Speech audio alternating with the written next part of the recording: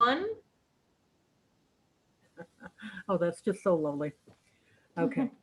Well, if Doug does drop in, we'll have him, say a few words and give a welcome. But I haven't seen him so far. But thank you for all that are attending today. This is the third in a series of four workshops on affordable housing that DRCOG is putting together as kind of an educational outreach for our members and for managers and a number of other interests.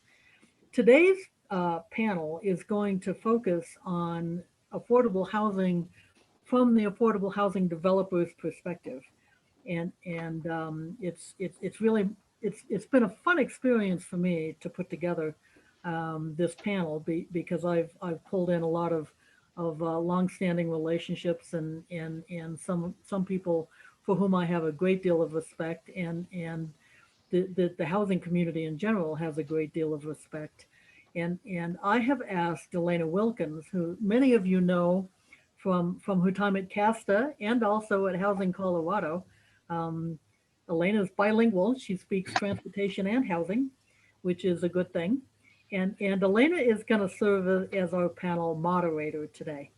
And so I'm going to turn this over to Elena, and I'm going to operate the back office end of things, monitor chat. If you have questions, you can put them in chat. Um, as we get further into this, we can unmute you, and you can ask your questions live in real time when we get to that point. So we will do that towards the latter part of the panel session. But for now, if you've got questions for clarification, put them in chat and we'll make sure that those get addressed. So without further ado, I'm going to turn this over to a really good friend of mine and someone that I've leaned on from the very beginning in the conversation on affordable housing, and that's Elena Wilkins. Great. Thank you so much, Flo. I'm really, really pleased to be here. Just a quick plug for Housing Colorado. We are a statewide membership organization comprised of organizations and communities that are engaged in the development and maintenance and preservation of affordable housing. Many of you are actually members of Housing Colorado, or your planning departments are, or your public housing authorities are. So really, really appreciate your membership and your support. We do two things like any good trade association. We lobby at the state and federal level. So you might be getting our legislative alerts about the many, many housing bills that are out there this year, housing, zoning, development, funding, all kinds of great housing stuff going on. And then the second thing we do is host professional development. So really happy to partner with DRCOG on this and help build the language and the networking around affordable housing, because as you'll hear today, these are very complicated and multifarious deals and developments. And so it takes all of us pulling in the right direction and in the same direction to get these really, really important resources for our communities up out of the ground and running and sustained and sort of in perpetuity. So really happy to be here and facilitate. We have an incredible panel for you today. Those of you who have been with us for the other two panels know that Flo is great about getting a diverse perspective on all the different ways that these buildings and these properties come together. So today you're going to hear from the public sector and the private sector. And I think you'll get a really nice sort of understanding of how the different players can play. And most critically, we keep trying to focus in on your role. Like, what is it that we need from our local governments to really facilitate this process? So hopefully you'll come away with some more information, really good questions. I know there's always been great dialogue, even with the sort of constraints around the virtual and the Zoom. That does not seem to, you are not a shy group. And so hopefully that'll continue. With today's presentation, we have four panelists, two of them are tag team, and then we'll have time, both questions at the end of each presentation, if they're specific to the presentation itself. And then I'll think we'll save kind of the broader systemic questions to the end that sort of tie all the different pieces together. So feel free to post them in the chat. Flo and I will be monitoring that as we go through and make sure to insert those questions as appropriate during the presentations. So our first panelist, I'm really pleased to introduce, is Tammy Fisher. She has been the CEO at the Lakewood Housing Authority, which is also known as the Metro West Housing Solutions, for more than 20 years. In her time as the CEO, MWHS has greatly increased its housing stock through acquisition, new construction, and the HCB program.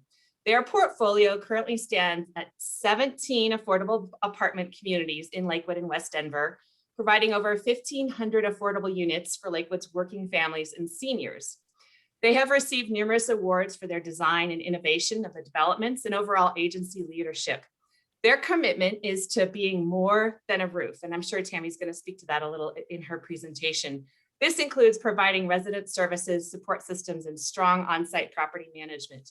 And as those of us who work in affordable housing know, that once you put the building up, those critical elements are really what lead to success and community success also. Tammy received her degrees from the University of Iowa and Regis University, and has been working for nearly 30 years on bettering the lives of people in the communities that they live in. Tammy, I'm going to turn it over to you. Hey.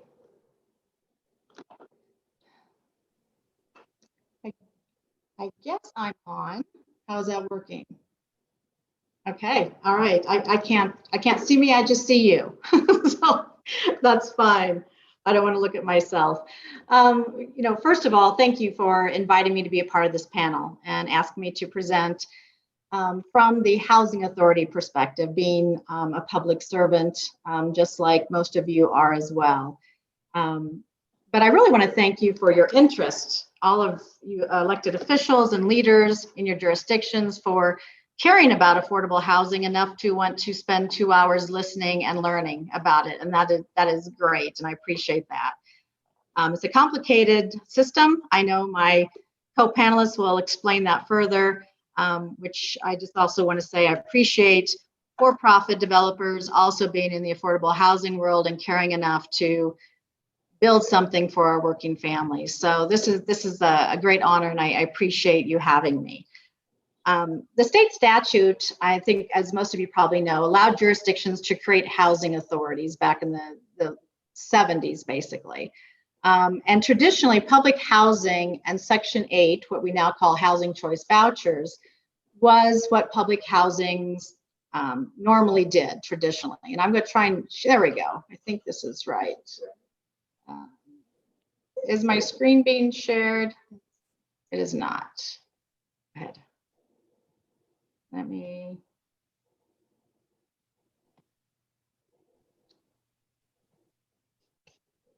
There you go. There you go. Okay. Yep, we can super. see you now. All right, perfect. So just for those of you that maybe are not familiar with the traditional housing authority model, I mean, this is back in the day, this is what we did. We did housing choice vouchers, which most of you know is called Section 8. You hear that a lot. So the vouchers pay the landlords the difference between rents and tenant income. People can take a voucher anywhere in a privately owned, any kind of existing stock, as long as the landlord will accept it, and as long as they pass the inspections per HUD regulations. So I believe most of the jurisdictions in Colorado all have some housing choice vouchers. These have been underfunded, at least for us, for about 20 years. And we often go through cycles where landlords don't want to accept vouchers. This is one of those times when market rate rent is so high that the voucher usage doesn't really help the family. So they would prefer to just rent by the market, the landlord would, instead of someone who can't give them that market rate. Then public housing, which is getting some more attention nowadays because they're looking at funding this again. And in the larger cities, you will find that they have what you would normally have thought of as the projects. For most of our cities and regional areas, except for Denver, most of these are scattered sites, single family duplexes, 8 to 20 unit multifamily apartments, and buildings that used to say that seniors and disabled would live together. These are for individuals that earn up to 30% of the area median income, and they're considered very low income. Many housing authorities have disposed of this portfolio because it's very expensive to operate and maintain because the sites are scattered. We never received full capital funding from the federal government. It was underfunded. These sites often weren't near public transit, schools, grocery stores, or support services. So we have been disposing of those. It's also called Section 22 now, and taking that, and that's been giving housing authorities the equity to buy some land and start pursuing light tech developments. And I know you've already had a presentation on all the financing. I believe that was last month. Tax credit housing, low-income housing tax credit housing, as you know, was created in 1986. It serves those earning between 30 to 60%. And I know my co-panelists will talk a little bit more about that, but I know you already had to hear a lot about that before. I'm going to go to the next slide. All right, there we go. So in case you're wondering, this is just for Jefferson County, but you can get this on the CHAFA website. So the 60%, up to 60% AMI as low-income housing tax credits utilize this percentage. You can see that a one-bedroom maximum rent is $1,179. That's still, like, to me, pretty expensive. If you think of folks that have to pay almost $1,200 a month for rent. So as you go down there, as housing authorities, we work very hard at providing lower income rates and more affordability, even down to the 20% of AMI, where a one-bedroom rent is $393. So you can see the difference between the very low income and the tax credit 60%. There was an article out that Colorado ranks 42nd for having the lowest number of available affordable housing units for low-income households, and that we have more people that have to spend more than 30% of their income on rent. And you all know this, you all know that Colorado has a need for affordable housing. So who are these folks that are making the 60%? Whoops, wrong way. No, those 60%, and I'm sorry, I pushed a little too fast, is a starting teacher in some of these cities or some of these school districts start at $42,000. I think that's a really good example. The one bedroom serves people up to $44,000. So even our school teachers can apply for and qualify for low-income housing tax credit housing. So one of the things that's very difficult in developing affordable housing is debunking the myths about affordable housing. And that's one thing that I would really ask our leaders and elected officials to help us with. Give us an opportunity to help educate folks in the community, help educate elected officials, the leaders that you have, and bring in more statistics. We do this a lot. Elena did a lot of work at Housing Colorado, trying to really share what affordable housing looks like and who we serve. So this is two of the main ones that we always hear. It drives down property values, and I won't read the screen to you. You've had time to do that. And then they also say that, well, it's going to bring gangs and drugs and more crime.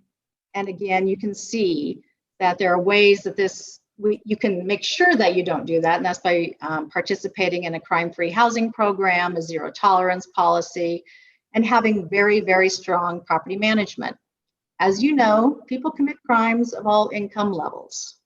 So this is what one of the, we have statistics on this, but I didn't want to bore you necessarily with that, but I know you've all heard of those. Any developer, building affordable housing, or sometimes any developer just building anything, has to deal with these myths and has to deal with unhappy citizens.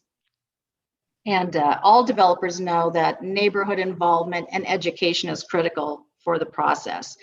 So we need to educate, whatever you can do to help educate folks that are involved in creating affordable housing is something greatly needed. Go try this again. Nope, wrong way. Okay, so affordable housing, what does it look like as a housing authority? Not all housing authorities are developers. A lot of them are too small and don't have the equity to start buying land and building, or they don't have the capacity in staff to build affordable housing. And that's when it's critical that other developers come in and do that for community. So when you dispose of your public housing, or the Section 22, for us, that allowed us to sell the 159 scattered sites. That launched us into the ability to develop and acquire and renovate what's now over 1,500 units. This is just one of our properties at 5,800. I don't know how many of you are familiar with this building in Lakewood. Not very pretty, but I think it's pretty great now. Our properties are sustainable, energy efficient, getting folks out of these older properties and units that we couldn't keep the maintenance on because we weren't funded for them. So by bringing folks in together at all different income levels, we provide the community spaces, we have on-site management, on-site maintenance, and then what was talked about a little bit earlier is resident support services that have proved to not only lower our turnover rates because they help create community, but they also increase the success of the people that we're serving. We do community gardens, financial literacy classes, resume and job seeking skills, and we have a lot of health and fitness focus, cooking classes, on-site exercise equipment. So here's one. I don't know if how many of you are familiar with the Masonic Temple in Lakewood, but we had acquired that several years ago, and we did the first micro units in Lakewood in the Masonic Temple, and then had a new build next to it, and then we also renovated properties that we already owned on the other side of the new build. This was opened last Christmas around that time. 19, not last year ago. We know, certainly as a housing authority, actually as any developer, you have to build beautiful properties that reflect the neighborhood, something that the neighborhood will embrace. You need to have that neighborhood outreach and involvement. And I know certainly for Lakewood, they have been very helpful for us in making sure we talk to the right people. And then having that strong property management and superb maintenance. You have to be a good neighbor when you're going to provide affordable housing because of all those myths and the education that people lack about what affordable housing actually is and what it looks like. We, as a housing authority, can only build in our own jurisdiction. So if we want to build anything more for me in Lakewood, I can't afford to screw up. We have to make sure that the next neighborhood will want us there. So we work very hard at making sure that we don't disappoint the neighborhood, that we stay present and available to them in order to be invited into that next neighborhood. A jurisdiction gets very small after a while when it's the only jurisdiction that you can work in.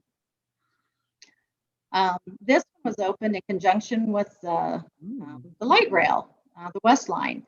So this was fun. It's already been 2014, but this was a very successful project, and that allowed our folks to be close to transportation. Despite the limited growth ordinance in Lakewood, we developed our first property over 18 years ago, and we've been fortunate in having strong support from our city leadership and allowing us to come in and educate, do tours, talk about affordable housing. They reach out to us to let us know, what might be an opportunity. But affordable housing, isn't easy for anyone. And like I said before, for a housing authority, remember they're limited to developing in your jurisdiction, and they're subjected to those zoning, building, and development rules. That's all they have to work with. They can't go to a jurisdiction that might be easier to develop in, or go to Iowa where there's more land or it's cheaper to do. We are long-term owners. Neighbors like knowing that we aren't going anywhere. They like to know who they can complain to, and it'll always be us. Sure. And we're mission driven. As our current mayor likes to say, you're heart driven, and we appreciate that. So revenues from the properties, the rental revenues, and other partnerships that we may have with affordable housing developers, those funds stay in the community and jurisdiction. Housing authorities are property tax exempt, and this allows us to provide deeper affordability and additional affordability, as low as that 20% AMI that I showed you on that chart. Most development models cannot financially support that. So the property tax exemption and the partnerships allow us to continue to provide not only more affordable housing, but deeper affordability. What was also mentioned was resident and support services. We are more than a roof. Supporting residents and creating successes for people who live there. We just don't build it and walk away. We property manage it, we maintain it, we provide the resident services. It's been really critical for the very low income or those folks that have any mental health issues or special needs for us to be able to coordinate through our resident services with other nonprofits. We also have a direct relationship with our police department. That's another thing I would ask cities to do. Allow the police department and the affordable housing developer to work together. We work with our police department very, very early on in the design. They help us say, that corner isn't safe. This is where you're going to need cameras. Here's where we've had problems before. And then we provide substations in our properties for the police agents to come by, do their paperwork, just have a presence there. We also participate in the crime-free leases. And we also have a police agent who is a liaison to our board, attends all of our board meetings. So then he can go back and educate the rest of the police department. So I strongly suggest that that's something, if your jurisdiction isn't doing yet, to have someone from the police department be a liaison for the affordable housing developers. Housing authorities, we are public servants, and every move we make is scrutinized in public. None of us want to screw up or do anything mediocre or end up in the Denver Post or the Channel 9 News. So, we're held to high standards, and we appreciate that. And when you're trying to educate folks about affordable housing, I think that's critical to know how much people who build affordable housing know that they're being scrutinized. There's some of our senior properties. This is the interior of some of our senior communities. And this is something that we hope to work on in the future, cool. A redevelopment of something that we acquired many moons ago, and it's not very pretty now. We have taken our development very, very seriously and worked very hard at looking as good or better than any market rate housing. I think we've succeeded in that, as have other housing authorities in Colorado. Colorado is known nationally as having a really strong housing authority community and affordable housing community. We have won many, many awards, and as people know, you can sometimes have too many, and you have to apply for them or someone else applies for you. But we've been really fortunate in that many of these awards are things that people have came to us to say, this is great, like the ULI Impact Award in 2019. 5800, that ugly building from the very beginning that's now beautiful, won against the Dairy Block in Denver and Base Camp in Fresno. So we really take it serious as being something that is life-changing for the folks, but also very catalytic for the communities. Your housing authority in your jurisdictions, I know, do just as wonderful of work. And I would just really strongly suggest that you go and see what they do. Because without really seeing it, those myths will continue to appear in your community. So here's a few things And it is it's a short list because I know that my co-panelists are going to have a longer list and more detailed list of what your city and county leaders can do to support affordable housing. Now, whether it's your housing authority, a nonprofit, or a for-profit developer, you know, all these things are going to be helpful.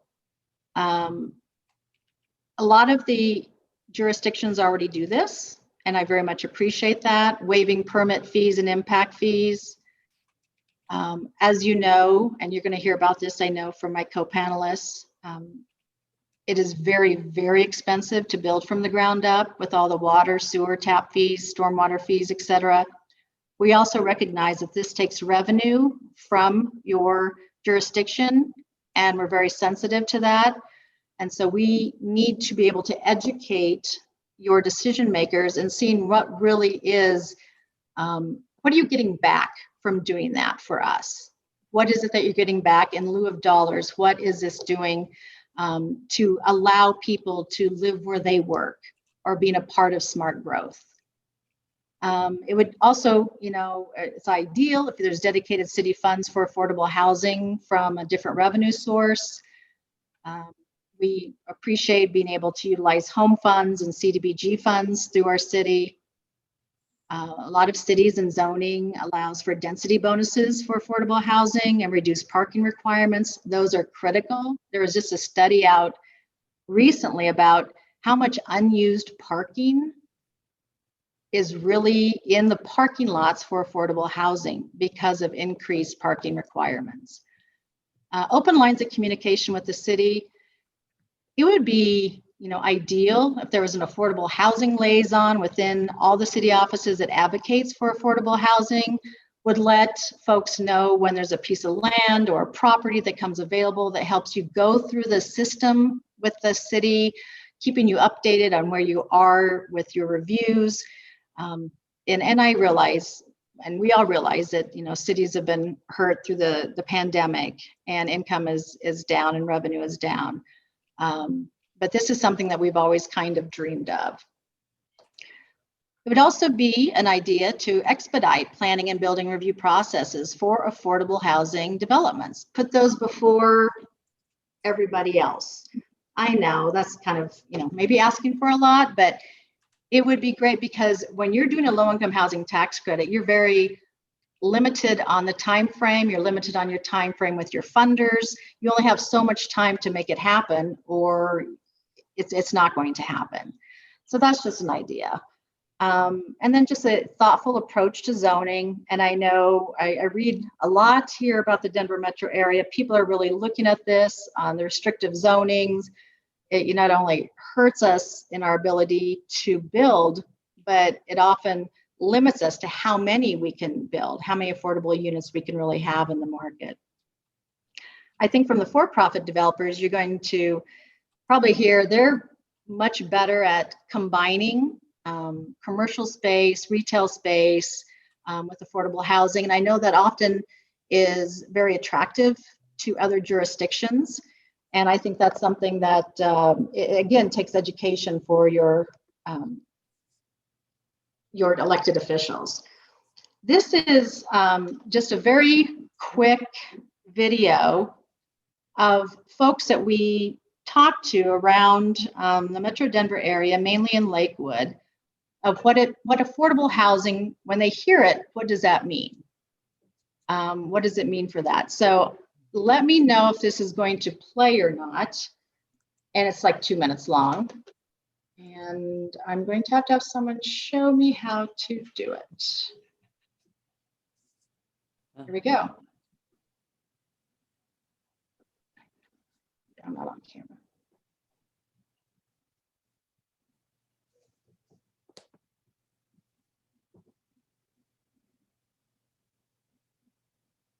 Yeah, we're not getting any sound. Oh, you're not? Okay. They're really, can you hear me talking? Yes. Yes, we can Yeah. hear It's you. it's just music. So you can just Oh, okay. see what these folks had to say by writing. That's fine.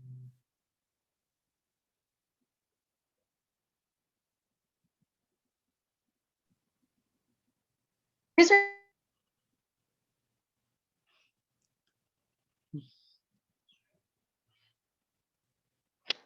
freeze? And now I think it froze.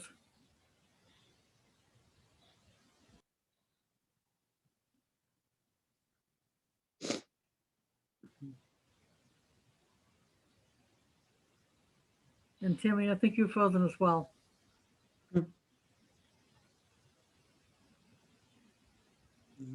Yep. While Tammy's getting up and running, I can go ahead and see if anyone has any questions so far in Tammy's presentation. I think we're just about at the end of it, so I want to give you a chance to warm up your typing fingers and just go ahead and type it in that question and answer box on your screen if you have anything you'd like to ask her specific to her presentation.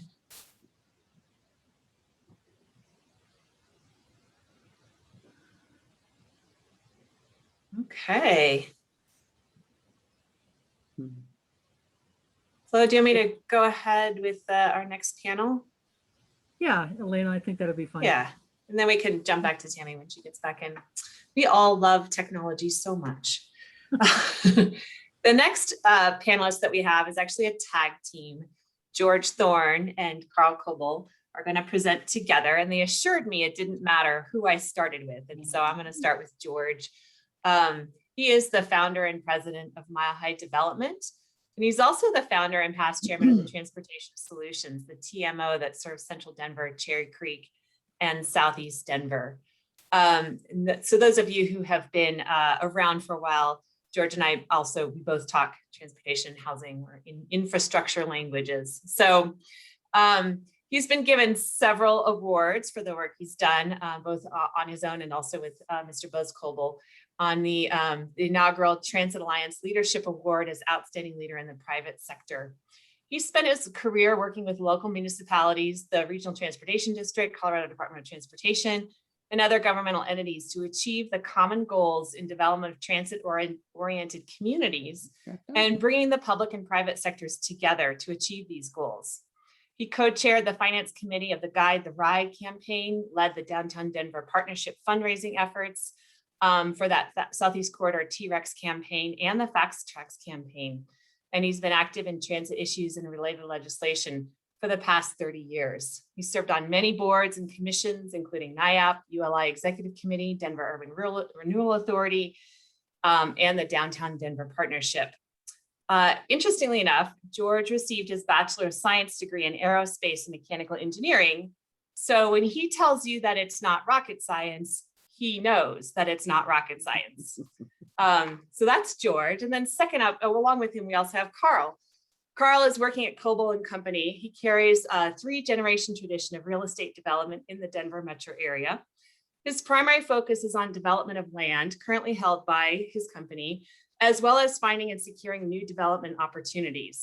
He started the Koble Urban Land Homes Division, which focuses on developing for sale infill homes. He also has worked extensively developing affordable housing in Colorado. In just over 10 years, his company will have delivered over 700 units of affordable housing in 10 different projects, with more coming down the pipeline.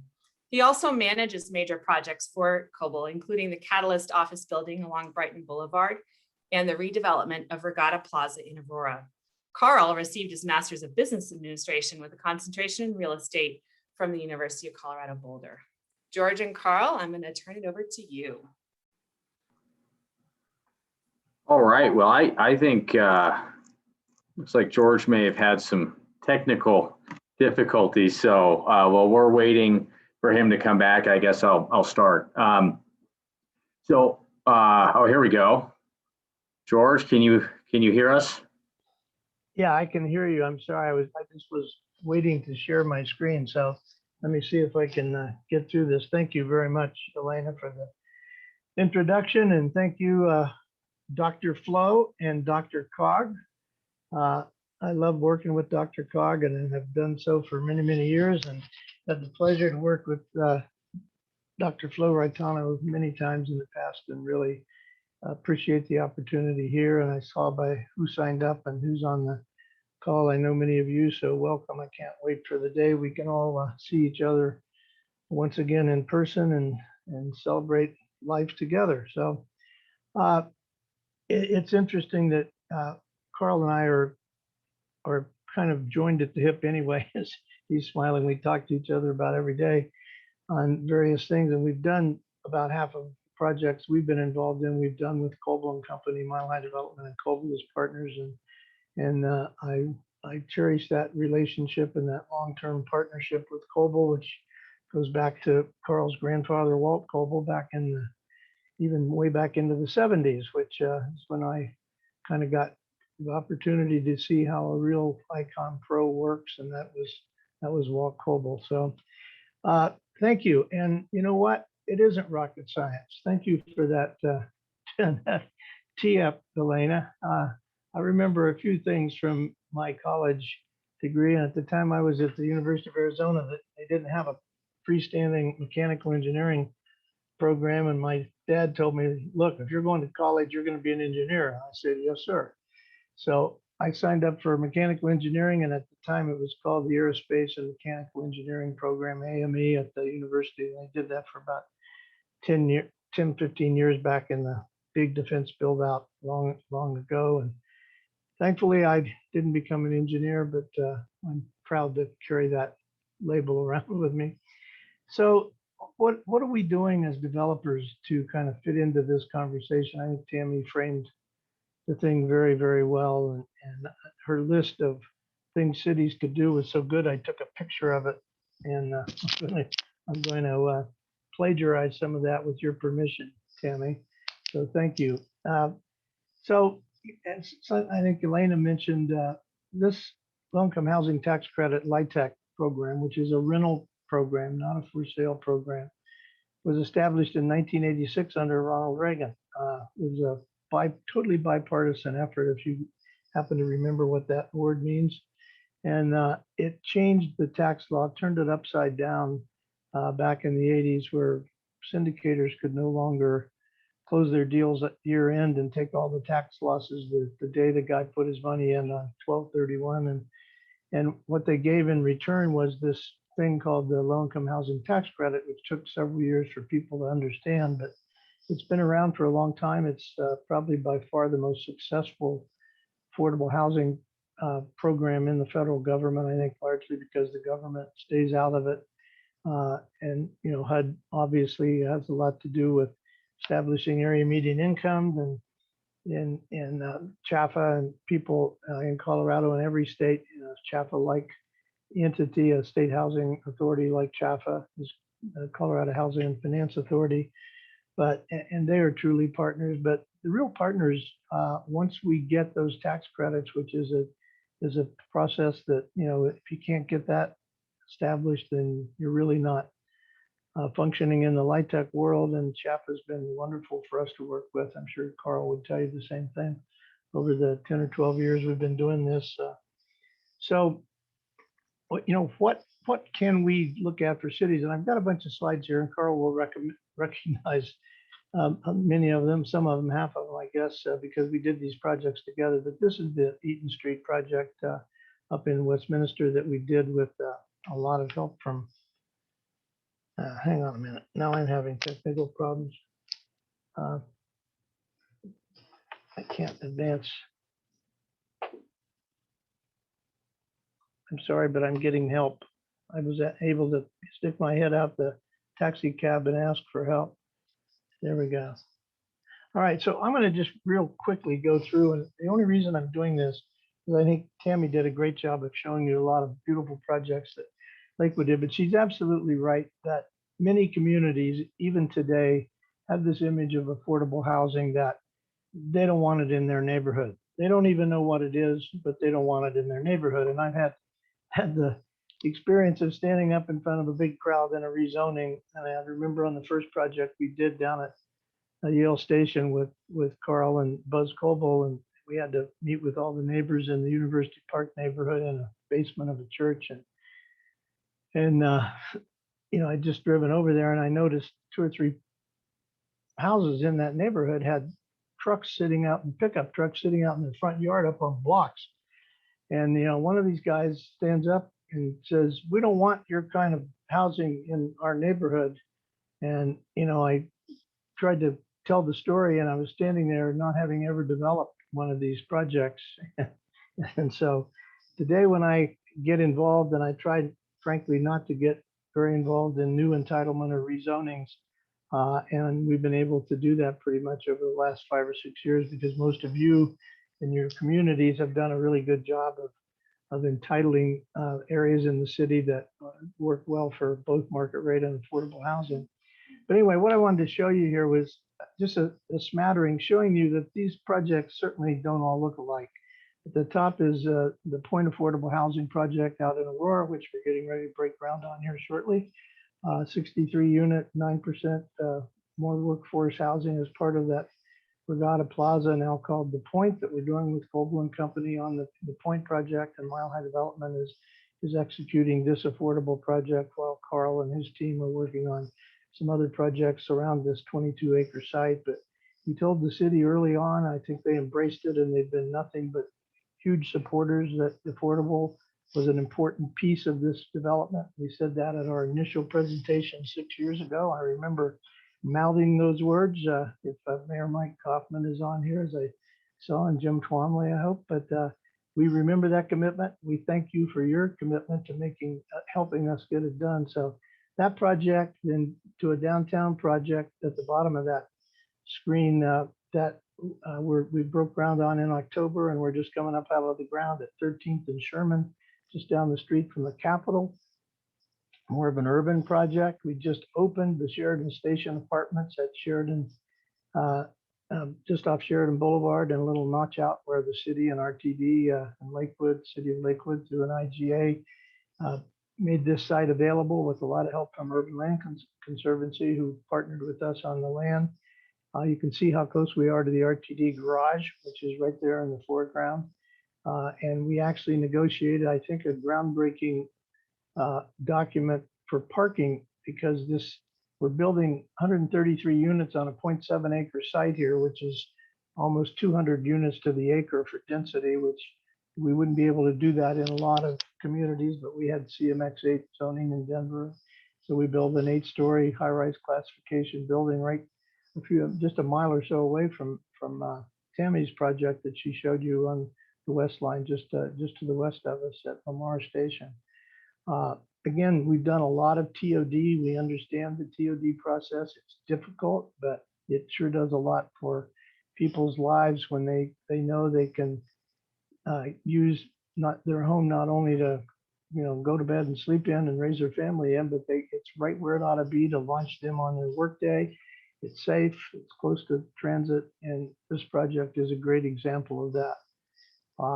Again, Eaton Street, you saw a picture on the front end. At the bottom here is a project we did in Don Tripp's West City of Westminster with huge help from the city. A great example of how cities can work with developers, and I'll talk about that in a minute. Ash Street, which is at the 9th and Colorado project that Carl and I spent 4 years together on. All these projects, by the way, don't get done overnight, even though these are mainly in the less than 125 unit category. The 4% projects, like most of these you've seen, are 120 to 130 units, 110 units. But they take a long time, and 4 years would be a normal time, and 5 or 6 or 7 years would not be unusual. So when we come in and talk to you in your city role or your political role, we're making a commitment to work with you for many years. And beyond that, we're also in a business and in a structure of financing that will keep us involved for many years, because unlike your market rate developers, and good for them, spent most of my career doing that. So did Koble and Company. We are going to be around. We're part of the LIHTC structure. It's really not for sellers. So we don't build and sell these things. And I think it's fair to say that most of these projects, if not every one of them, will be owned by the same ownership that it is today, 20 years from now, 30 years from now. Over at DU, we built a building right on light rail. You can see how close the light rail is. That's the only reason I'm showing you this. But again, a 6-story building that we had to go up to 6 stories because we couldn't get the parking in this little sliver of land, which was only 65 feet wide at one point. So we were able to negotiate with RTD to park in the RTD garage, which was a major thing. And then I show the one at the bottom, which is right next to Koble's office down at I-25 in Yale, which is called Yale Station Apartments. You notice we're not very creative in naming these things. We look around the neighborhood and say, it's on Eaton Street. Let's call it the Eaton Street Apartments. So we spend our money on the building and not on a whole lot of other promotional stuff. And then we spend our money trying to make it the best possible place to live for our tenants. And you can see again how close it is to light rail as the train is coming into the station right there. So I'll stop there in terms of slides, but let me just say a few things about what I think attracts us as developers. And I know Carl shares some of these thoughts and ideas.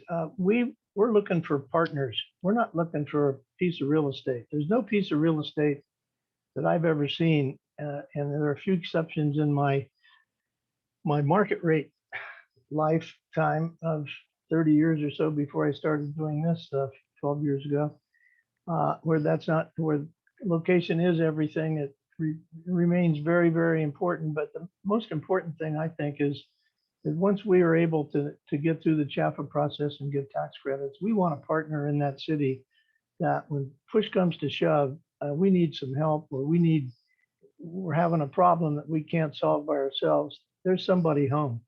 And I can tell you right now, the guy, he's on my left on my screen, named Don Tripp, city manager of Westminster. I can't see Jim Twomley if he happens to be on, but these are people who know how to create, maintain, and nurture partnerships. And if we didn't have people like Don and Jim and Mayor Mike Kaufman, and I see Kevin Flynn's hopefully on the call as well. These are people that are just absolutely committed to working as partners, in lots of different ways. But in affordable housing, if you don't have that relationship with the city you're working in, you're not going to go back there again, and B, you may never go there in the first place. It's not very hard to figure out. When you go into a city and have an initial meeting or two with either the planning staff or the city manager or even the mayor, or a few council people, you can figure out pretty soon what the mood of that community is.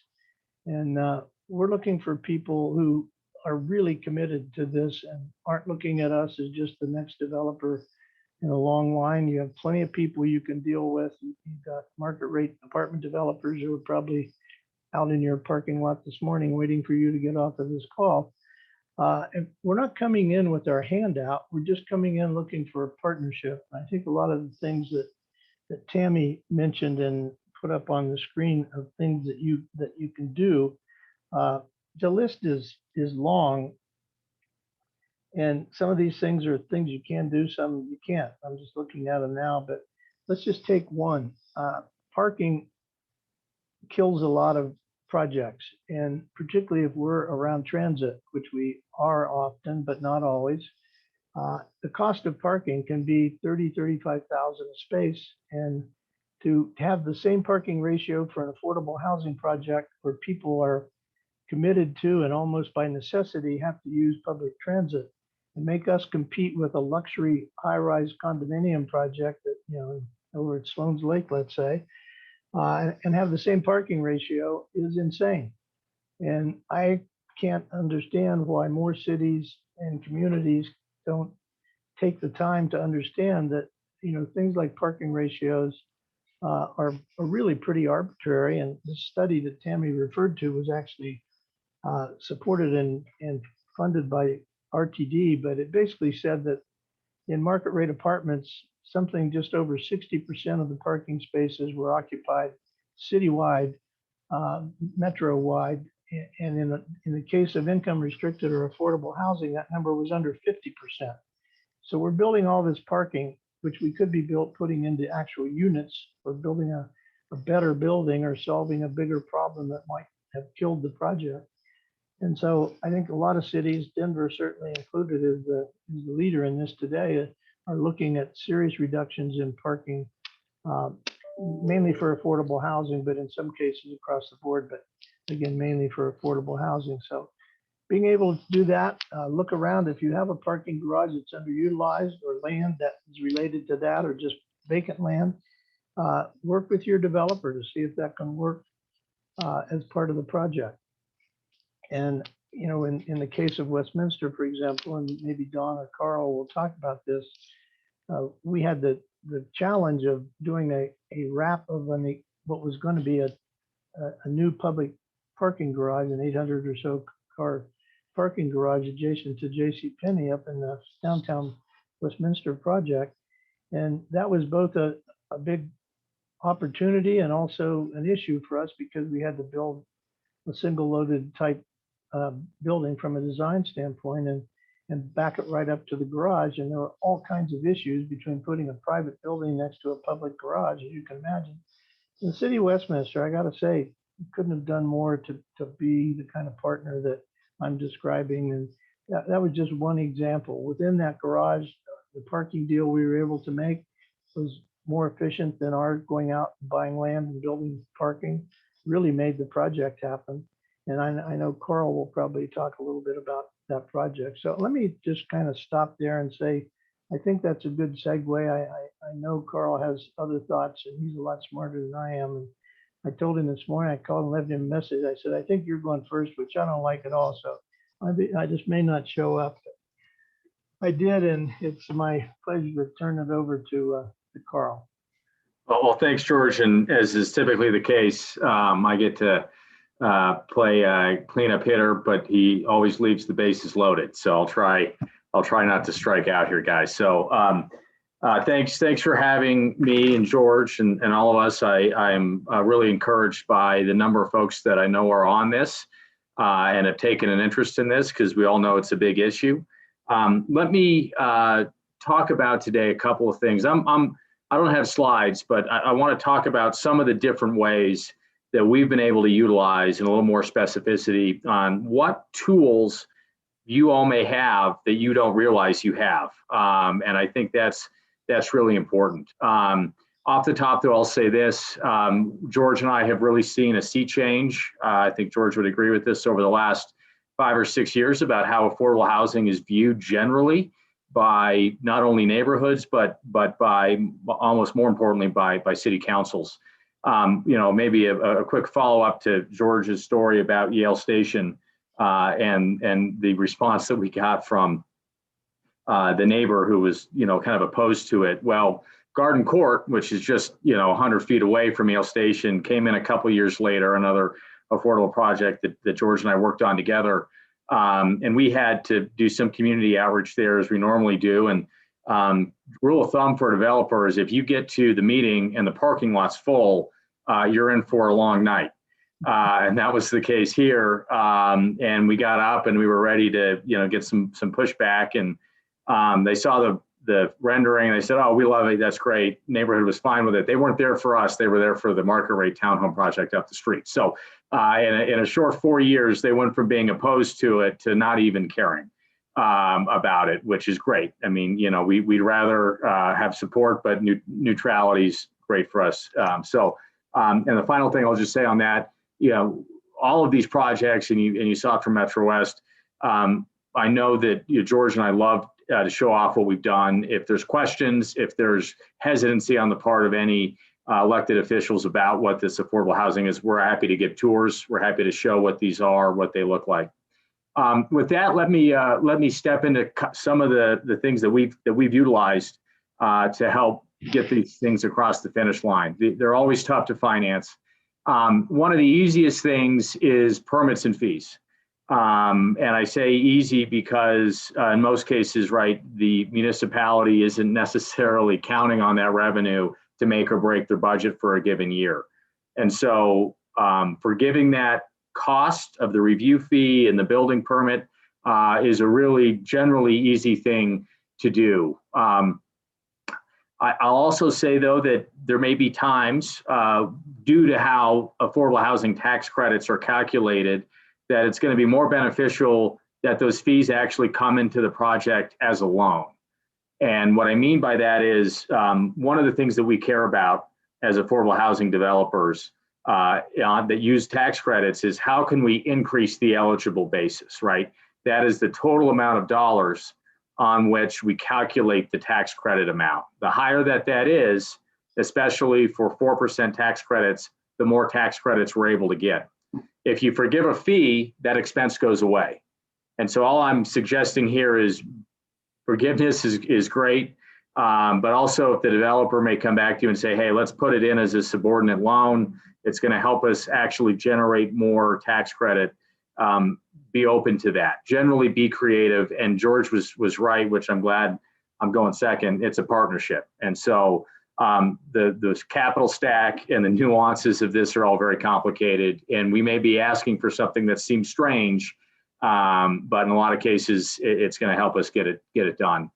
Another thing that I think you guys can look at is what available land do you have? And get creative with it.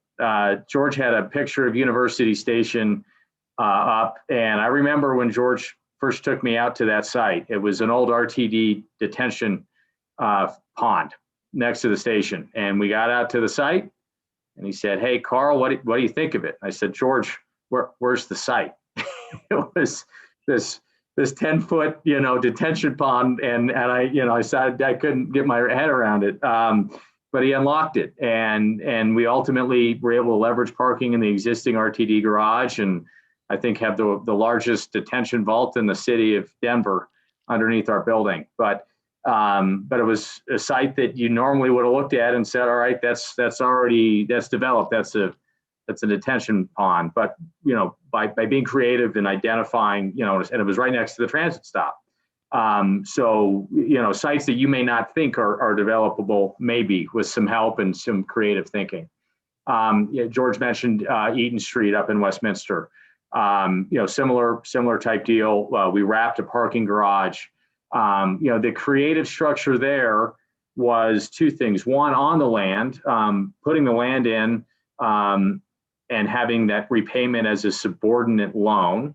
And we did the same on the parking structure, right? In a sense, the affordable housing bought the parking structure, and that allowed us again to put that in eligible basis, increase the amount of tax credits we could generate on the open market, and then also provide a path to repayment for the city for a portion of that parking garage that we were able to utilize for the term of our affordability period. And so that was another really creative way, and hat tip to Don Tripp for that. Code related items have been mentioned. The one thing I want to say here is get ahead of these code issues. Don't wait for somebody to come in and say, hey, we'd like to make a change. Some of this stuff is straightforward and you can do it today without waiting. Parking ratio reductions is one that I would really suggest you all look at today. City of Denver's even going further on their affordable housing reduction, I think down to 0.1 per unit in some cases. And they're doing that proactively. And the reason that's important is when we are applying to CHAFA, we want to diminish or decrease the number of hurdles that we have to cross to get entitlements. And we may say, all right, we've got a parking reduction here, but we need to go get a variance. It's competitive out there. It is. There's typically $5 of ask for every $1 of available tax credit in the competitive credit side. And understandably, CHAFA looks at, all right, how certain is the development of this project? And if we can say, hey, we're going to utilize this parking ratio reduction that's already in the code, it just removes one more question mark and gets us to the finish line faster. Density bonuses are another thing. Denver's did that around the 38th and Blake stop in Rhino. I know they're looking to expand it. Density is kind of a scary word, I know, for a lot of neighborhoods, but it doesn't have to be huge, right? Is there a 25% density increase, 3 to 4 stories, for example? And does that get you, 10 to 15% affordable housing in the project, right? Work to make sure that you've got the math right, engage with the developers, engage with consultants to look at the pro formas. But generally, that is again, but you want to get ahead of that. And so that's important. And then expedited planning, if you all could figure out how to do it, it would be great. I know folks have tried it and it doesn't really seem to get expedited, but that's something to consider and then making it meaningful. Something else that you all may be able to leverage are services that may already exist. And how can we tell a story? How can you help the developer tell a story about those? One great one that we're getting to utilize, we're doing the first affordable project down in Lone Tree. They've got the Lone Tree Link, which is an on-demand service, transportation service. When we look at the cost of housing and transportation, George and I have done a lot of these near transit, and we look at them together, right? And in a lot of cases, that cost combined is burdening households over 50% of their income, right? Those households can never really get ahead of anything, and they're not certainly saving any money to be able to buy a house if that's the case. So it's not just transportation services. Are there other services that you provide that you can partner with the developer on, whether it's caseworkers or you have it that can be brought in to help assist and tell that story with Chaffa and program those into the projects? Again, look creative, open your eyes to what you may already be doing. Tax abatement, and there's two ways that we've done this. So property tax, the way that we can get the permanent loan associated with these projects is really favorable. I mean, it's sometimes a 30 or 40 year amortization with a really competitive rate. So every dollar that we're able to save on the expense side generates more dollars up front through that mortgage, that first loan. And so reduction in property taxes is a huge way to do that. Not generally used and not generally thought of as a tool is tax increment finance and urban renewal. We did this on a project in Sloan's Lake, and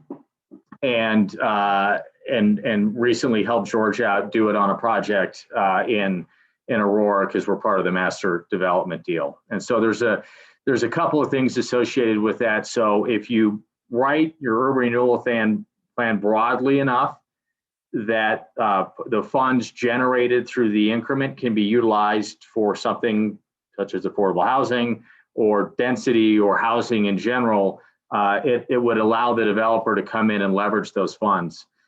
This is best used in most cases in a scenario, which is what we did at Sloan's, where there was additional increment generated from a broader urban renewal area and extra increment available to be utilized towards the furtherance of affordable housing. At Sloan's, it was towards the adaptive reuse of an old building, but there's enough discretion in the statute that the municipalities can get creative with it. And so that's one way that we can get tax abatement. The second, and this may be a request for some help, we are able to enter into a special limited partnership with housing authorities to offset the property taxes, or in other words, not have to pay property taxes. This is extremely powerful for us in the ability to get these things financed. Unfortunately, there are some housing authorities that almost have punitive fees associated with the utilization of them as a special limited partner. In my mind, that's not what that should be for, right? This is, some of them view it as a resource that they can charge for. The goal should be creation of more affordable housing. Hat tip as well to Douglas County Housing Partnership. I think they've got a very fair and appropriate process for us. But George and I have been in meetings with housing authorities that have asked for 50% of the developer fee for them to come in as a special limited partner. And what it does is tell us that we really shouldn't be developing affordable housing there. So to the extent that, we can get that a little more standardized and have that, tax offset viewed as a tool to create affordable housing rather than to enrich some housing authorities, that would be beneficial. Obviously, cash or monthly rent subsidies would be a good thing to do. I know a lot of you don't have a lot of that floating around, but those are powerful. And focus on compliance.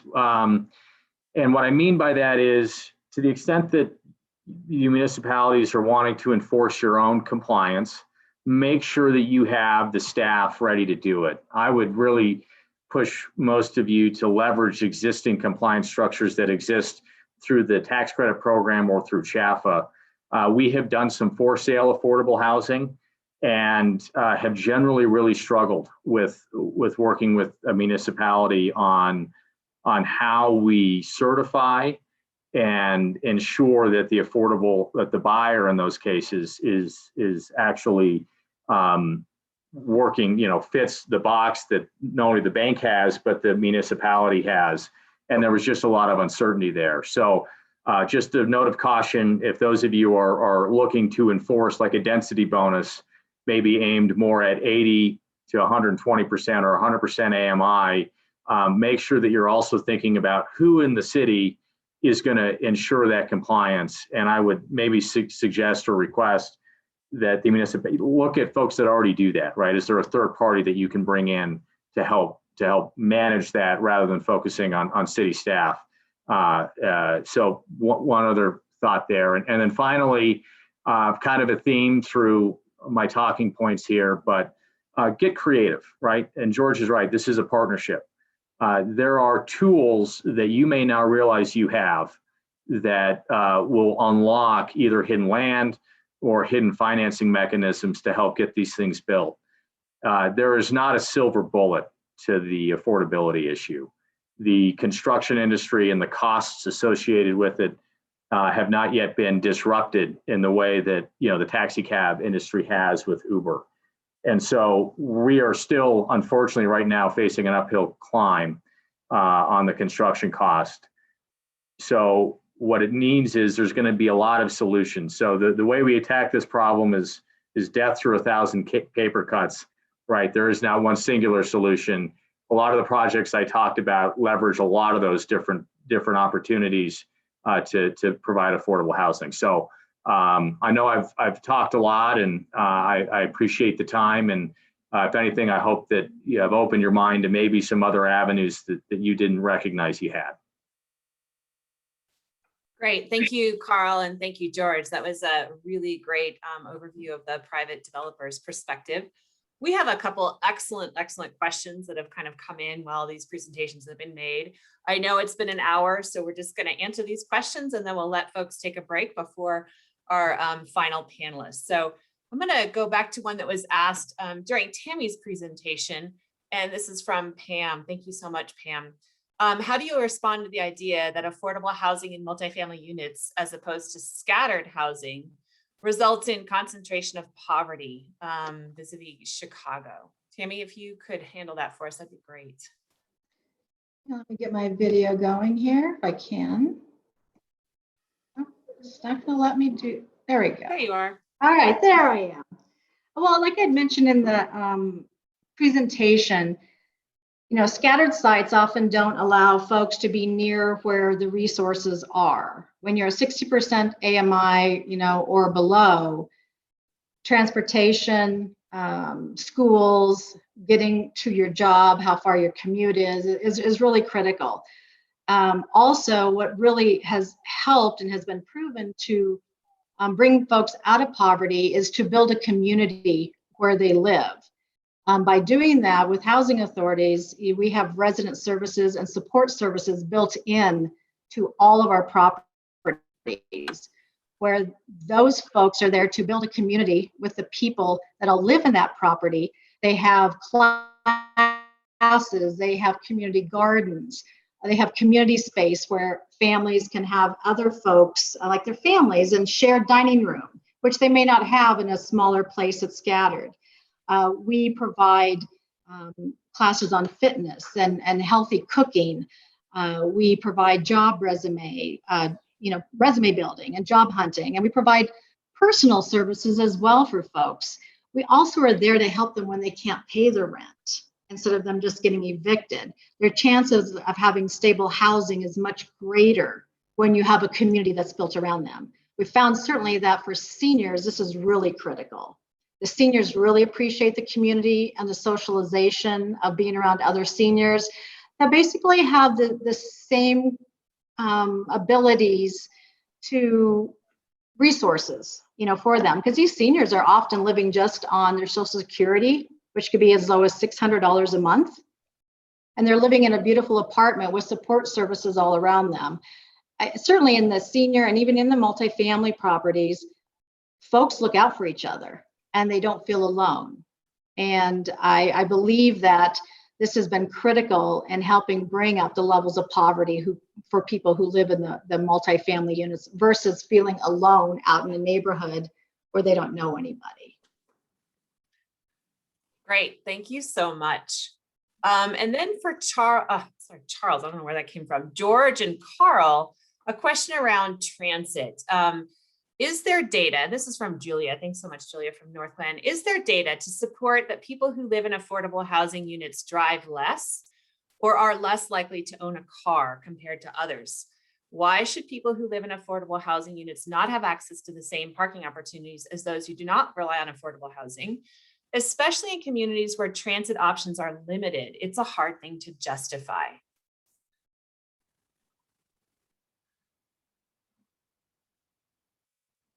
George, I think you're on mute.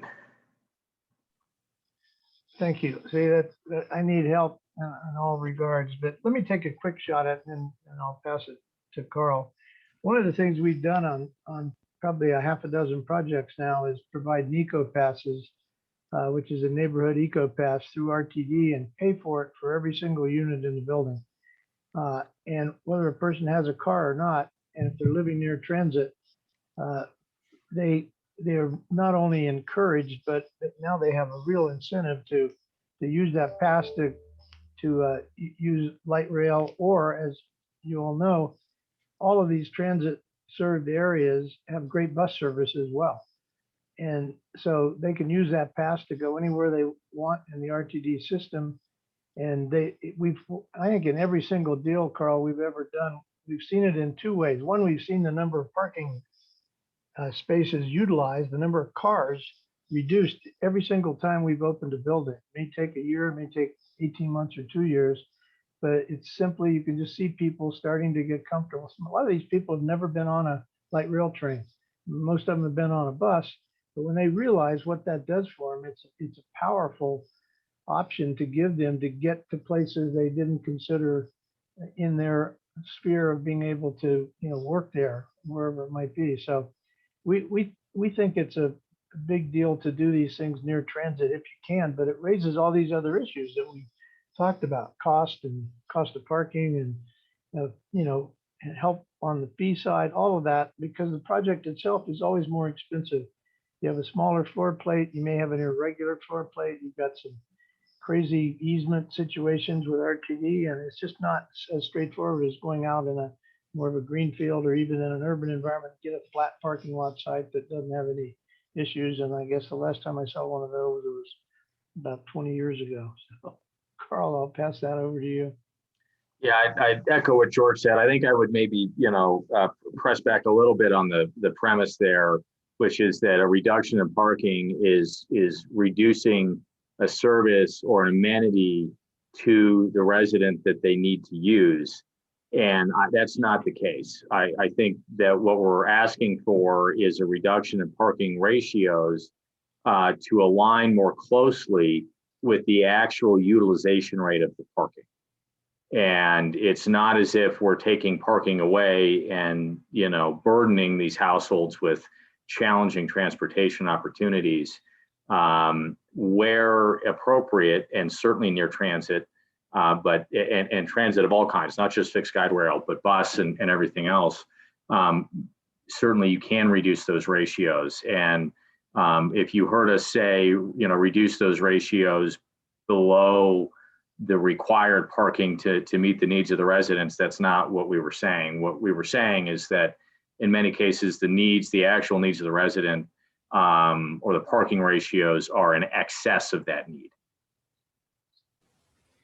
And I'd like to add that this is where the power of partnerships come to play, because this is an excellent question, and one that I will certainly take to our partners at the University of Colorado in Denver. They've done numerous parking studies. They've looked at affordable housing projects and impacts on neighborhoods. So I'll run it up the flagpole with the academic institution that's a good partner of DRCOG's and ask them if they know of any studies that have actually been conducted that indicate that the demand for parking is lower. So that's a fantastic question. Great. Mike Kaufman, I see you have your hand raised. Do you want to ask us your question? Sure, thank you. I was debating whether to ask it, but it's kind of a trying to see how aggressive we can be on this parking issue. I really want to redevelop the Colfax corridor between Peoria and Denver, and I believe that we need density, multifamily, affordable housing in that area. And so I guess how is it at all? I mean, we have good bus service along Colfax corridor. Is it at all feasible to say we don't want any parking? That we want that. Can we have a building that would cater to people that didn't have cars? And could there be a requirement not to have cars? Has anybody ever done that? Mayor, not that I'm aware of in Denver, and I would caution that I think you would run against going that far. You would run against financing requirements, because that's really? the other Okay. piece of it. So that would be my concern on that. And I mean, you can go low for sure. I think you can really push it. The story that I think can be told on the Colfax corridor is that along that corridor, you have employment, entertainment, and all services necessary for somebody to live along public transit. But I'm not sure you could get to no parking. I don't know, George, you got any thoughts on that? No, I would agree. I think it's a noble goal, and I think there are people working on the BRT line from essentially Auraria all the way to Fitzsimmons, right now as we speak. And I know that there's one group that I know very well personally, and we've looked at a couple of affordable possibilities along that corridor, mainly in Denver, but we would have the same interest in looking in Aurora, Mayor. And I think Carl's right. You always have to remember that looking over our shoulder is in this capital stack you keep hearing about, are lots of lenders and their attorneys who are saying zero parking. So you can't do that yet. I mean, I think downtown in certain locations, you will see very low, if almost the elimination of minimum parking standards, which is what Denver's goal really is for a lot of their more urban neighborhoods. I don't think in this corridor yet, although Carl points out, you've got every single service you can imagine. And I think it would be one way for the long awaited reawakening of East Colfax, because you've got the great generator out at Fitzsimmons. And I think you're on the right track. I would support that 100%. Okay, thank you. All right, thanks you guys. That was a really helpful exchange. I'm gonna grab one more question, and then we're gonna go to our final panelist. I know time is of the essence this morning. So Tammy, I wonder if you could help us with Steve's, and those of you who have questions that don't get answered, we'll either get them at the end or make sure the panelists have your contact information. Stephen Williams asked if the same financing tools are available to private developers and housing authorities. And as a municipality, which partnerships work best to maximize financing leverage? And Tam, I'm gonna let you take the first on this one. Okay, low-income housing tax credits is the biggest tool that we have to develop affordable housing for housing authorities or private developers. I mean, that is really the key piece, and we're very limited in the state of Colorado. It's a very competitive process, and normally they have 3 times as many asks as they actually have tax credits. Those, again, are available to anyone who wants to build affordable housing. Housing authorities, by state statute, do not pay property taxes. So that is something that Carl alluded to as becoming special limited partners with a housing authority. If we are a special limited partner in that development, they receive that property tax exemption. I do take offense to the fact that he used it as an opportunity to financially enrich housing authorities. We are mission driven. Anything that we receive, any monies that we receive, certainly goes back into building affordable housing. And using those funds that we get from a special limited partnership allow us to drive down the affordability. That's how we're able to do some 20% units and 30% units. And we are also held, because of our statute, is that everything that we do is affordable housing and it stays in our community. That property tax exemption that we would give to someone who's a special limited partner is going to stay in Lakewood if we use it, but a for-profit developer can take that and move it to another jurisdiction. So I do take offense to that, and not all housing authorities are able to even be a special limited partner. But for us and for the majority of the housing authorities in Colorado, we welcome partnerships. We welcome anyone who can provide more affordable housing, but we're also looking out for our community. And what is best for me in this case is for the city of Lakewood. And what are the results going to be if that property tax isn't spent? Home dollars, CDBG funds, those are other funds that are available to anyone who's providing affordable housing. I believe that we're just held to a different standard, because if we have any HUD funds or other federal funds, we just have a lot more regulations that we may need to follow than other private developer. Again, I don't think there's one model that's best. I think private developers do a great job, like I said, with commercial and retail, and can probably do larger developments than many housing authorities can. So I don't really, and my co-panelists may have a different answer to that, but I just believe in any way that you can partner to get the most units that are the best well ran and managed is critical. Higher density doesn't mean that it's going to be best, but how it's going to be managed and ran is what's going to matter. All right, George and Carl, you have like 30 seconds, and then I'm going to move on to Dawn. No, I guess, I'd only just respond to Tammy in that, my experience has certainly not been every housing authority they shouldn't view that as a revenue stream, right? The goal should be more affordable housing. If it's more affordability, great. But we've had absolutely punitive requests from us, right? That make it not make sense for us to do that.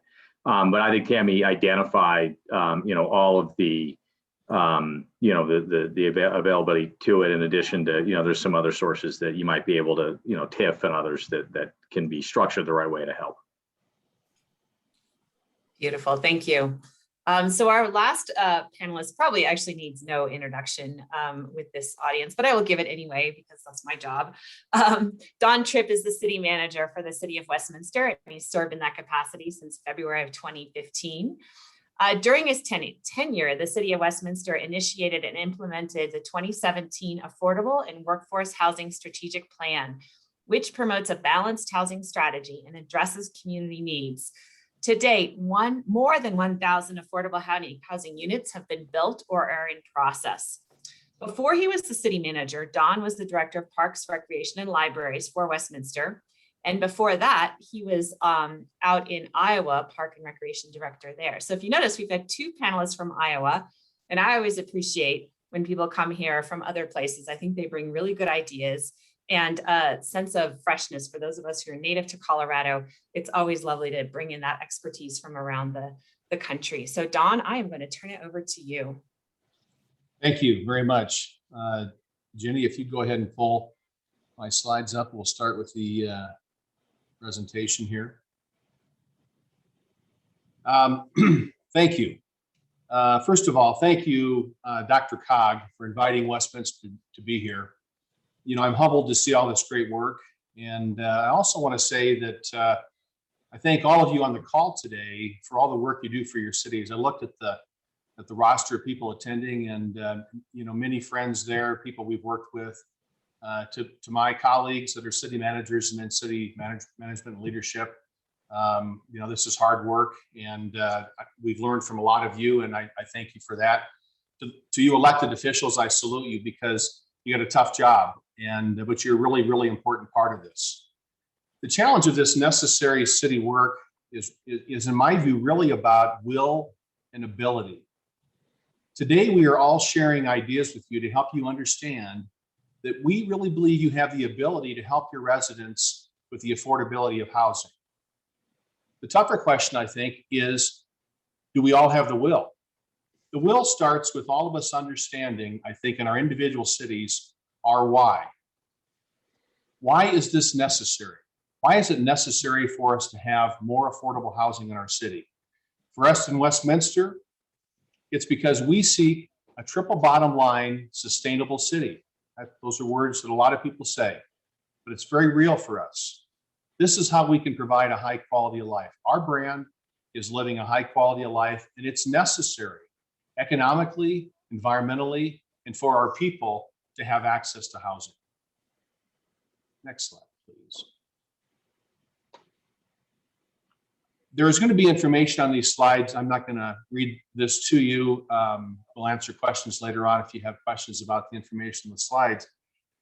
We made a very deliberate decision in Westminster that goes back to a lot of courage of previous city councils. The council that came in 13, 14, 15 in that range had an objective to do more affordable housing. This was a deliberate decision to address the need. And by taking all the actions that we could to have some real impact, and you're going to see a number of steps along the way. As you know, as an elected official and appointed official working in this space, there has to be some courage here.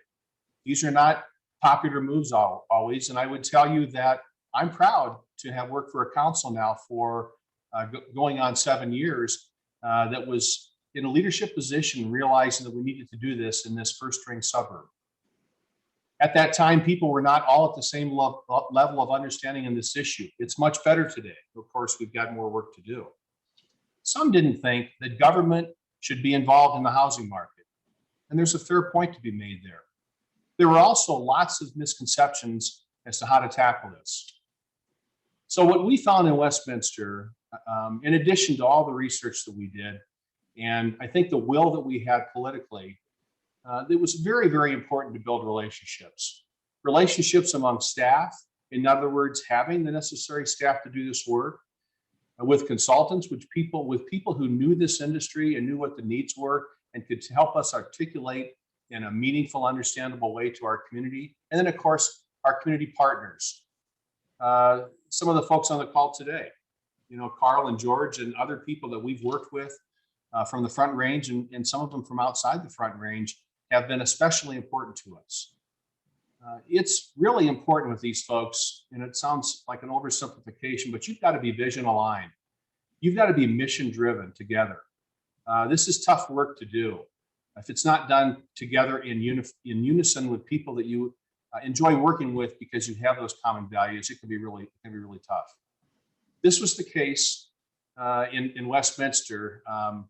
Our economic development team talks about building the plane while flying it, because development work couldn't stop in Westminster while we worked on every aspect of the policy. People were coming to our city, people were coming to the Front Range, and we tried early on to work through that as quickly as we could. Next slide, please. There is a lot to learn from other communities and following best practices, but we must also know our own communities.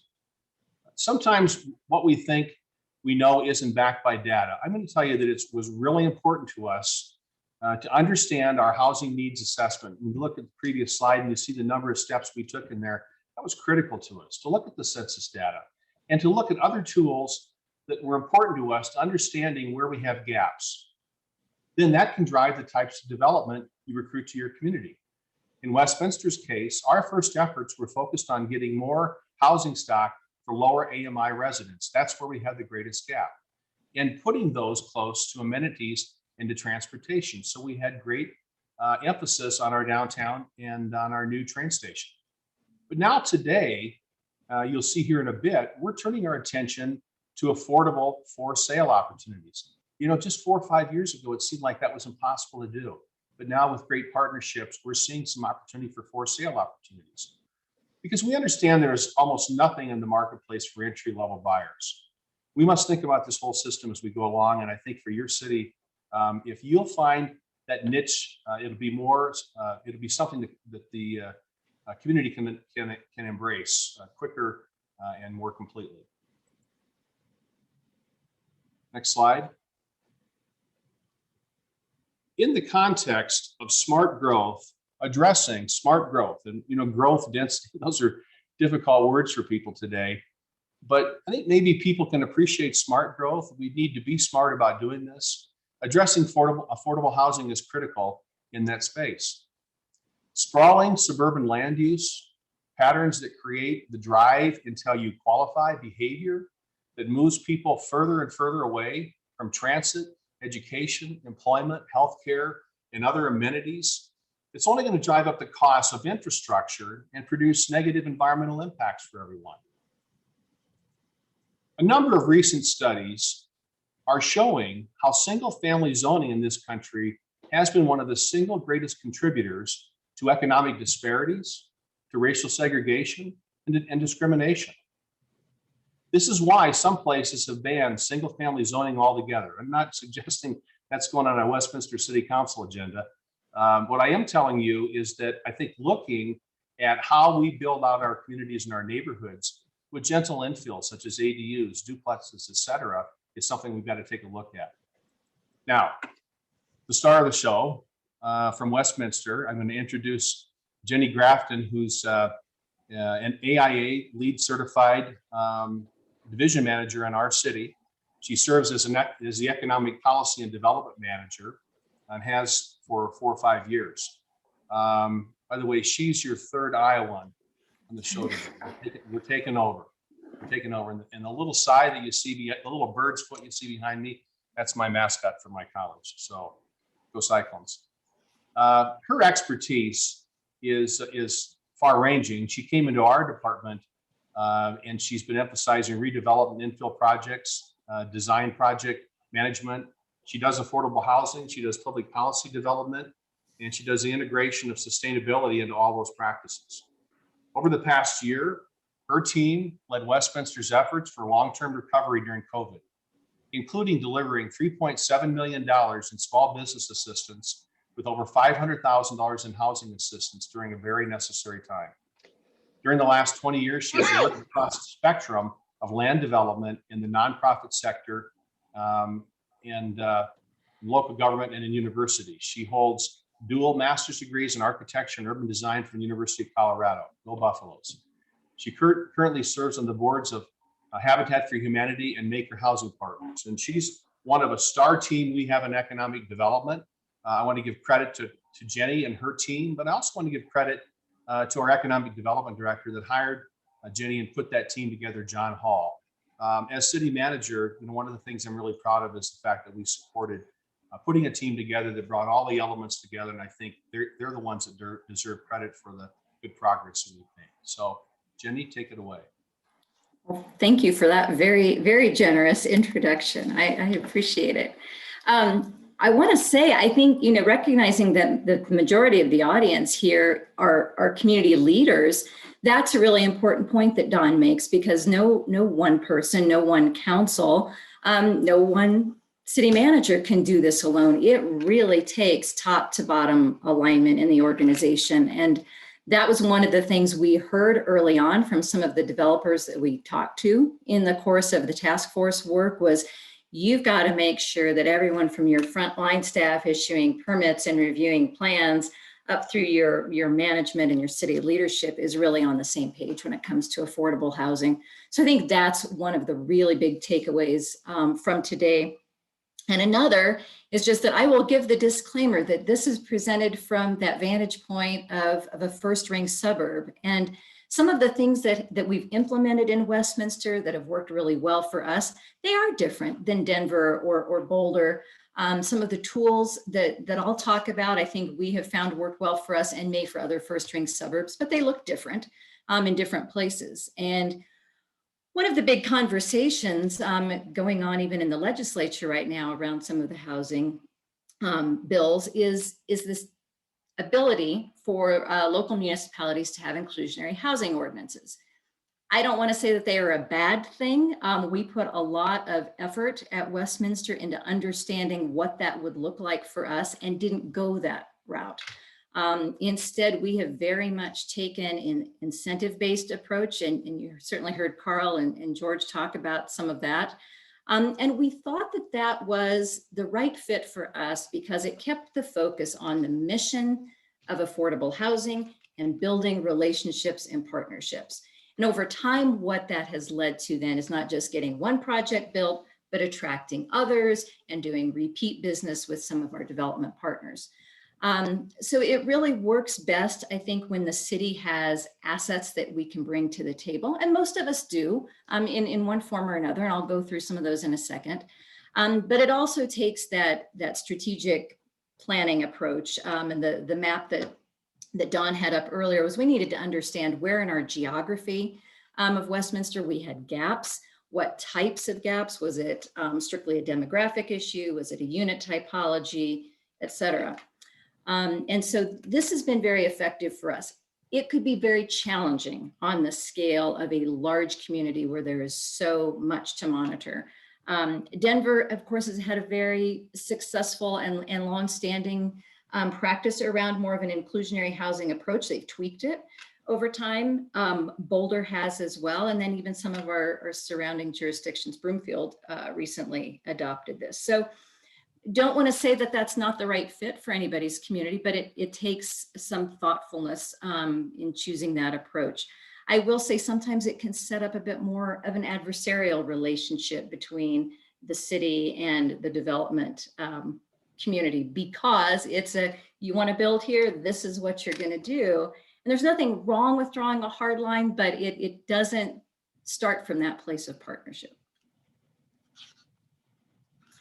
So talking about some of the incentives that Westminster specifically worked with, we have donated in some cases or discounted city-owned land that was zoned for residential and appropriate in terms of proximity to transit, things of that nature. We have done the tax and fee rebate approach that Carl mentioned.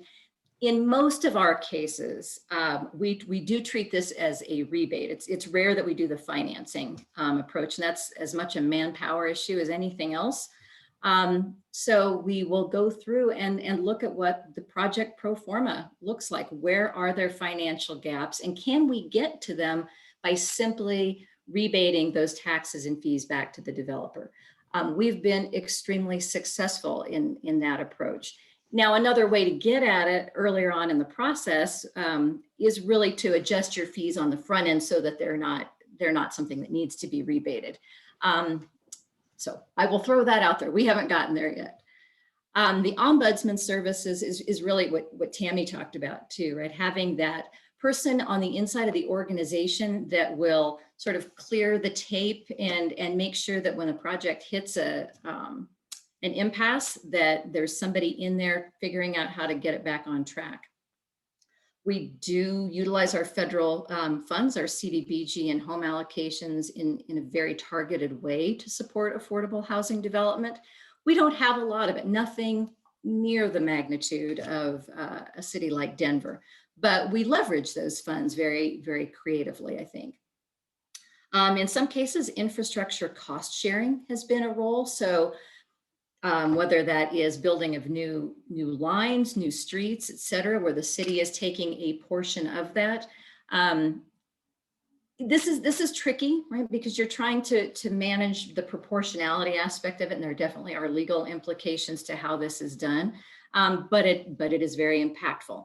The attitude that we sometimes get into on city sides of things where, well, the development is going to pay its own way is just not reasonable and practical in a lot of infrastructure situations where they're really part of a bigger system. We have done some parking reductions, and I want to say I emailed to Flo the parking study that's been talked about today. So it was authored by Shopworks Architecture and Fox Tuttle Transportation Consultants. So Flo, I've sent you the PDF that you can certainly share with this group. The bottom of the slide, the incentives that we really have not used in Westminster, this is not to suggest that they're bad. They just weren't necessary or the most appropriate for us. So density bonuses, In part, we haven't actually seen our density maxing out even in the TOD areas where we have planned for it. So until we hit that point, it wasn't really an approach we needed to take. I'm sure the day will come. Tap fees in the Front Range, of course, are by and large pretty significant cost in a development project. In our case, this is an enterprise fund, our utility. We don't have the ability to go in and discount or waive those fees. That being said, we could pay the fees down, perhaps on projects, and that is something worth looking at if you have a funding source that would allow you to do that. As a trained architect, I'm not an advocate of building code exceptions, but that being said, there may be building code exceptions that are not health, safety, welfare items that really can do a lot to bring down costs. I would say more often than not, it's really design standards at the planning level, more of the aesthetic issues. And then also direct cash. Now, I know every developer would say, no, direct cash is a great incentive, please give that. And most cities would say, well, we don't actually have a pot of money dedicated for that. And so I just put this up here by way of pointing out that you can get a really long way in bringing down project costs without having to put cash directly into the deal. So if that is a constraint of your community, which it probably is for most of us after the last year, not to worry. I did want to share just a couple of the projects that we have active in Westminster right now. So these are reflective of current projects. Certainly Eaton Street Apartments, as you heard Carl and George talk about earlier. Two of our others in downtown are market rate projects where there's a 10% set aside for workforce units. In this case, in downtown, which is our highest density, transit-oriented, mixed-use kind of environment, we wanted to make sure that we were really getting good balance in housing there. And there's an overall goal of 20% of the units being affordable. This is some of our broader citywide work that's in progress. So Legends at Church Ranch, this was Dominium, which is a mission-driven private development partner. So this is all senior housing, 205 units, just finishing up construction. Well, we also have St. Mark Village wrapping up, and that was 216 of non-age restricted. Those two projects alone, you can tell by the numbers, right? Huge impact in a short time with that many units. And these were really good examples of what I would say are kind of typical projects where they could go out and get tax credits. And these are 4% tax credits. These are not 9s.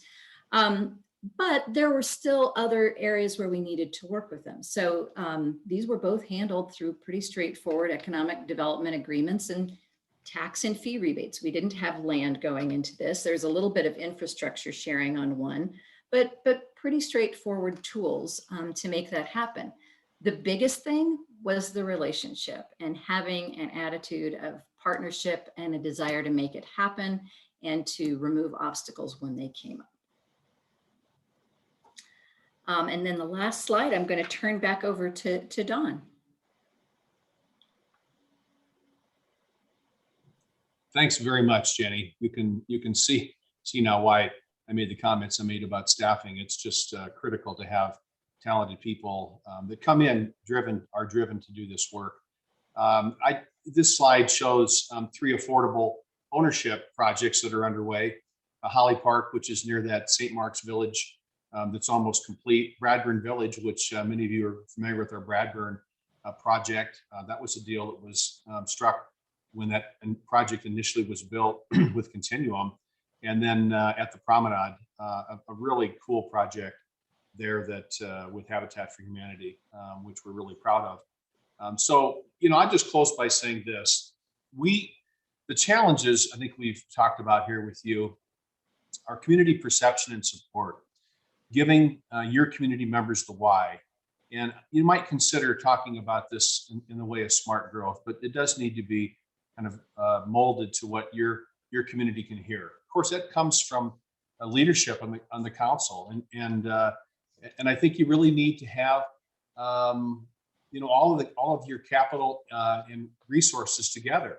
And the capital resources really, to some extent, are political capital and they're human capital. I really don't believe we would have made the progress anywhere near that we've made without just realizing we needed to have people resourced to be working on this. So, having clear council direction and having a clear vision as to what we wanted for our city important. But then finally, I can't emphasize enough the private partnerships. We have partnerships with people that we share values with, people of integrity, and our negotiations and work with those is all based on principles of interest-based bargaining. We're not positional with our partners. We want to know, what does it take for you to be successful, private partner? And this is what it takes for us to have this discernible within our community. And, working in that way and finding people that really have the will to work through this, it can be done. So thank you, Flo, for the opportunity for Westminster to participate today. Thank you so much, Don and Jenny. Really appreciate that municipal viewpoint on this. We have a couple of questions. I love it when my panelists finish early because then we can get to the back and forth, which I think is so critical for these kind of conversations. And Mayor Kaufman, you have your hand up again. We're going to let you go first. No, I just went up. I don't know what's with it. Lower hand. Okay. Okay. Well, Sorry. You're welcome. Thanks. A couple of questions, and these are kind of broader, and so I'm going to throw it out to all the panels. Lynette is curious, and I know this also came up in a written exchange a little bit earlier. What is the smallest level? I'm assuming you're talking unit size, Lynette, the smallest that is still viable. And maybe we could take it as two questions, the smallest unit, but also the smallest project that might be viable.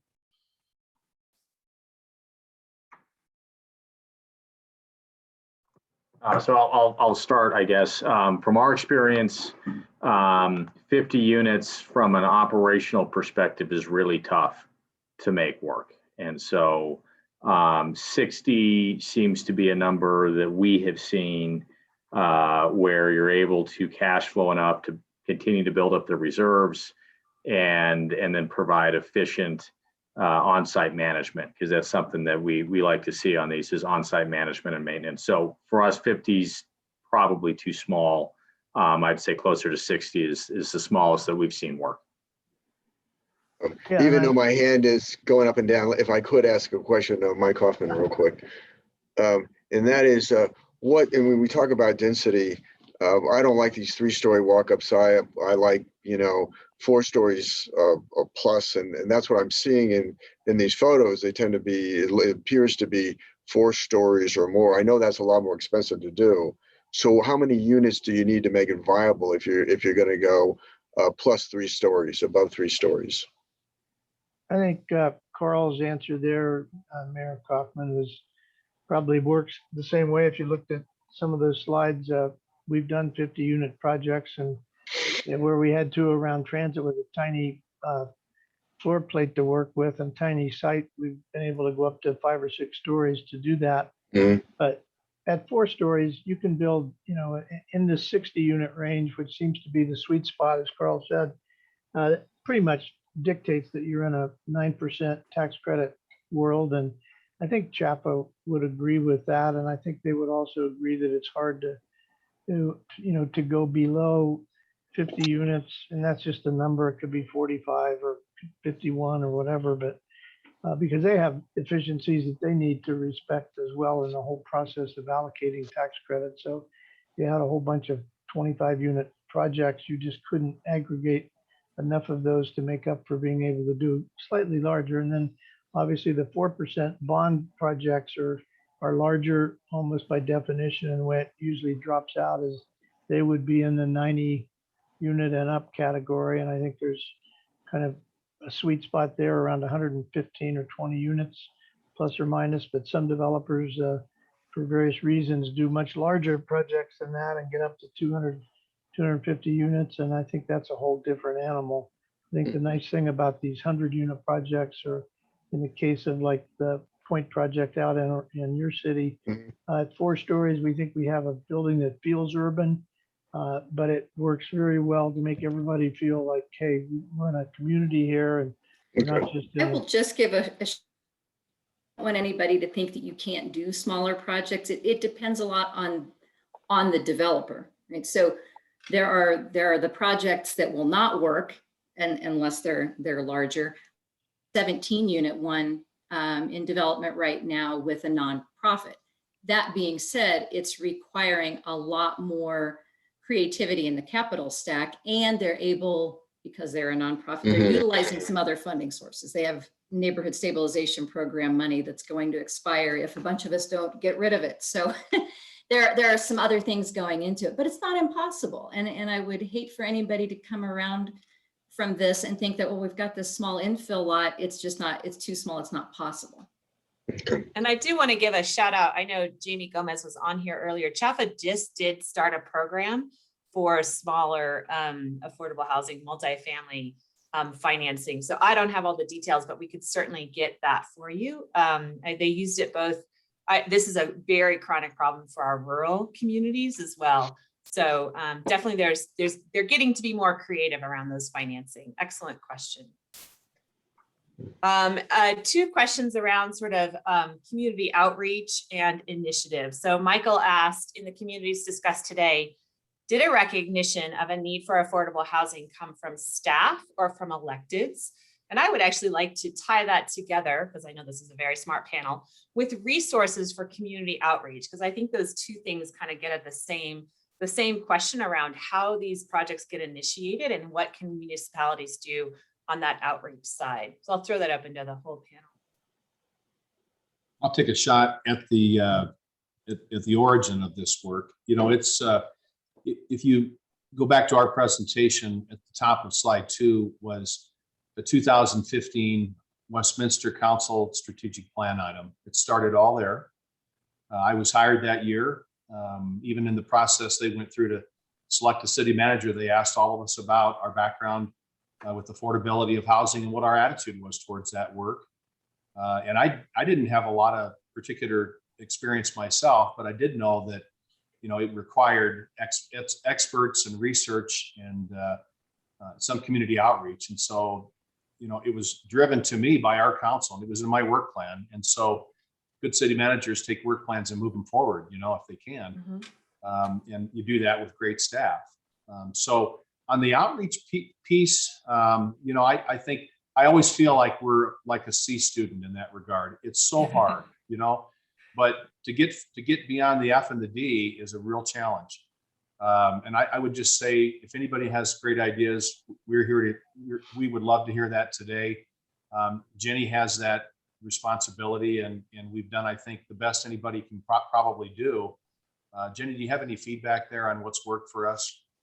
Yeah, I would say, you know, it's always hard when you're staff or electeds. You're passionate about your particular place, and you're going to do the best outreach sometimes if you can take some of that passion out of it. We worked with Heidi Aguilar, who was at BBC at the time, now has formed her own route policy and research, which I'm sure many of you have worked with Heidi, and bringing in that sort of calm, extremely well-informed perspective to any sort of community meeting, just change the tenor of it. And I think that that's incredibly valuable. Plus having the data right there, right? I mean, it's just fact. It's hard to get quite as riled up when it's just, this is the survey data. I do want to add one little piece though that was really important that Heidi brought to the table, which was a lot of the constituents that you want to hear most from are the least able to attend and participate in community meetings. And so they did a really wonderful job of organizing evening meetings with childcare. We even brought in food and did it on, you know, nights that we knew worked well in the community. So having a little sensitivity to what the obstacles to participation are is a really important piece as well. Cool, thank you. Anyone else? Mayor Kaufman, I see your hand is still up. Did you have another comment or question? Nope, guess not. Okay. All right, I don't see any other questions in the chat box. I know we answered a couple of them in writing. Hopefully you got your question answered. I want to thank all the panelists again for participating today. Just really appreciated the breadth of knowledge and experience that you had in front of you. And I'm going to turn it back to Flo. Well, thank you for taking the time to attend this. We hope that you found some value in it. DRCOG's only impetus for doing these is to help educate our board members, the elected officials, the managers, the staff across the region on a very complex topic, and one that certainly we do recognize that we need across the entire region. So we will be providing this recording on our website. We will also send you either the presentations or links to presentations. Some of them are a little graphics heavy that you can access following this workshop. And we hope that you'll join us in May for the fourth and final workshop. And that will be really focused on what are some of the creative, totally out of the box solutions that we find across the country, across the state, and within our own region for actually facilitating the development of affordable housing. Part of that will also look at what is called naturally occurring affordable housing, and what are some of the things that local governments can do to protect that very important segment of affordable housing that can occur organically in our communities. So we hope you'll register and join us for that. And thank you so much for your time today.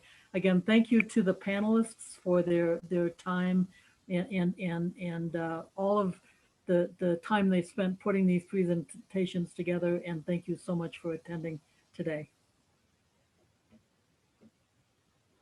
Thanks, everybody.